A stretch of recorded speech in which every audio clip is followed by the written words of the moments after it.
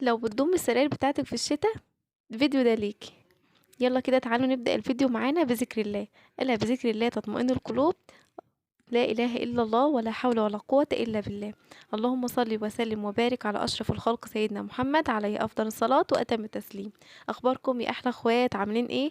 يا رب دايما تكونوا بخير وفي أحسن حال، اللهم آمين. يلا كده هستناكم تصلوا على رسول الله تحت في التعليقات، وانا هكون اول واحده باذن الله هصلي على رسول الله في التعليقات. يلا كده بقى نشوف الفيديو بتاعنا الجميل ده، فيديو كده جديد من نوعه.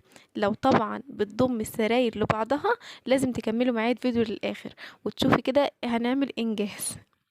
اول حاجه ده روتين عميق لغرفه الاطفال. اول مره بصراحه اعمل معاكم روتينات في غرفه الاطفال. فيلا بينا كده لان كان روتين مهم بصراحه، والمعلومه اللي عايزه اوصلها لكم من خلال الفيديو ده معلومة مهمة جدا ومفيدة جدا جدا. يلا بينا كده هنشوف هنعمل ايه. اول حاجة كده تصحوا من بدري، صحيان البدري في طاقة، في طاقة إيجابية، في نشاط، في حاجات حلوة كتير في صحيان البدري. اصحي كده من بدري، ولو بتضم السراير لبعضها يبقى لازم لازم لازم كل أسبوع تعملي الخطوة المهمة دي. الخطوة اللي هي ايه بقى؟ اللي هي نفرق السراير عن بعضها ونشوف كده الوصلة اللي بين السراير وبعضها. هتلاقي فيها بقى حاجات كتيرة جدا، تراب بقى واكل وحاجات ضايعة، وممكن يقع فيها اي حاجة وانت كمان ما تاخديش بالك. الكلام ده لو المراتب بتاعتك قطن زي كده. لو مراتب فايبر طبعا بتختلف، المراتب الفايبر بتبقى ضمه لبعضها قوي وبتبقى كمان واصله لبعضها كويس، فما بتعملش فرق بالطريقه دي، وبينزل كده حاجات كتير بين المراتب وبعضها.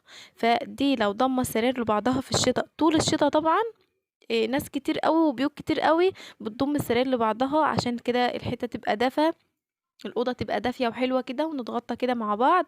فلو بتضميها بقى كده طول الشتاء لازم لازم كل أسبوع تعملي التنظيفة دي والروتين الجميل ده.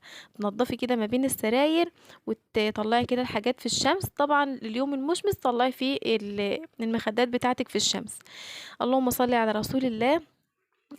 طبعا المنطقة دي النوم فيها غلط، اي حاجة بتقع فيها، فلازم على طول تاخدي بالك من الحتة اللي بين السراير وبعضها دي. لازم كل اسبوع تنضفي المنطقة دي، المكان ده بالذات يعني. تمام. قلت كده اكمل معاكم، ولو واخدين بالكم من الحتة من الفرق اللي في النص ده اكتبوا لي كده في التعليقات وتقولوا لي بتعملوها وبتنضفوها كده كل قد ايه. فبصراحة انا كان نفسي بجد اعمل معاكم الروتين ده. تاخدوا فكرة كده معايا، تنضفوا كده كل اسبوع. طول ما انت كل ما تيجي تشيلي الفرشة بتاع السراير، تفرقي السراير عن بعضها كده وتشيلي التراب اللي بين السراير وبعضها. تمام. المهم هتفضل بقى كده الأوضة معاكي نظيفة ومفيش فيها أي تراب أو أي حاجة طول الأسبوع. هتتنسي بس كده من على الوش لدرجة ان انت مش هتلاقي كمان تراب كتير. تمام. طول ما انت بتعملي كده كل أسبوع وتنظمي وقتك، اعملي حسابك كده هتلاقي وقتك اصلا متنظم لوحده، وتلاقي نفسك رايقة وفي طاقة ايجابية كده ونشاط لما هتعملي كده. تمام. تعملي ايه اللي هو ايه اللي انا بقولك عليه، اللي هو انت تعملي يوم مخصص للتنظيف العميق. يوم مخصص كده، يوم خميس، يوم اربع، اي يوم كده تعرفي ان اليوم ده هو فيه اللي هو همسح بقى واشيل الفرش وانضف وافرش تاني، ويفضل كده طول الاسبوع. وترجعي تاني تعملي نفس النظام ده، تفضل شقتك نظيفة، ما فيش فيها تراب، ما فيش فيها اي حاجة وحشة. تكنسيها كده بقى من على الماشي من بره كده.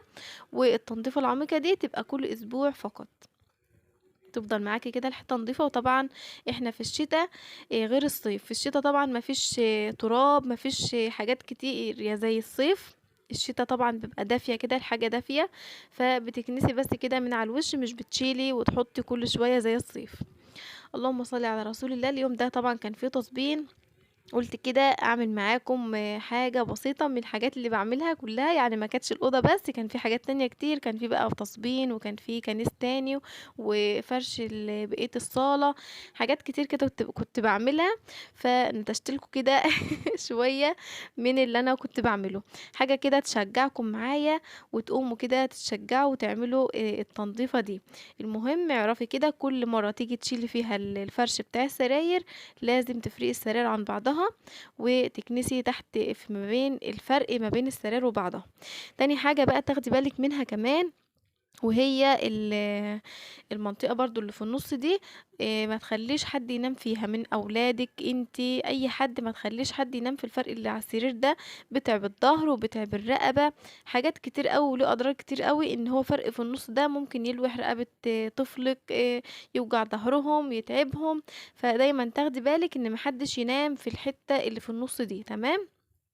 دي حاجة مهمة كمان، هي إحنا يعني بنتخطى الحاجات دي كلّها عشان خاطر بنضم السراير ويبقى الجو دافي ويبقوا مع بعض، فبنسيب بقى نفسنا، وممكن المنطقة اللي في النُص دي توجع حد أو تتعب حد، فأنتِ تاخدي بالِك لو بتضمي السراير لبعضها كمان. قُلنا طبعًا عكس المراتب الفايبر خالص، المراتب الفايبر دي حاجة تانية خالص. المهم انتظروني كده إن شاء الله في الفيديو الجاي، فيديو حلو جدًا، جدًا، وهنعمل فيه حاجات حلوة كتير، كتير. فما تنسيش كده تنضمي لعيلتي، إن شاء الله نكبر مع بعض. حطّي كده اللايك الجميل من إيديكم وشجعوني أنزّل لكم فيديوهات أكتر بإذن الله. لو بتشتركي معايا جديد كده أول مرّة تشوفي القناة بتاعتي، ما تنسيش تفعّلي زر الجرس، وحطّي كده تعليق أعرف أنتِ منين، ولو جديدة معايا أرحّب بيكِ في القناة. ده كان الكومودينو كمان حطيته كده ورا السراير، لإن ما فيش مكان جنب السراير. طبعًا لمّا ضميت السراير لبعضها يعني حتّة صغيّرة جدًا، لإن أنا شِلت السراير من مكانها خالص، فحتّة صغيّرة جدًا ما تاخدش الكومودينو، فحطيته طبعًا ورا السراير كده. وأكيد، أكيد المصحف في الأوضة ما بيتشالش من الأوضة، مصحف كده في الأوضة القرآن دايمًا أول ما عينِك تيجي عليه تقرأي على طول كده آية أو آيتين من المصحف. وطبعًا حطيت كده المخدات، أي وِش مخدات بقى أو أي وِش خداديات عملتها على المفرش بتاعنا، يعني المخدات دي مش بتاعة المفرش، تمام؟ اللهم صل على رسول الله. وده كان الفيديو بتاعنا، باتمنى يكونوا استفدتوا منه بأي معلومة بسيطة. وأخيرًا سبحانك اللهم وبحمدك، أشهد أن لا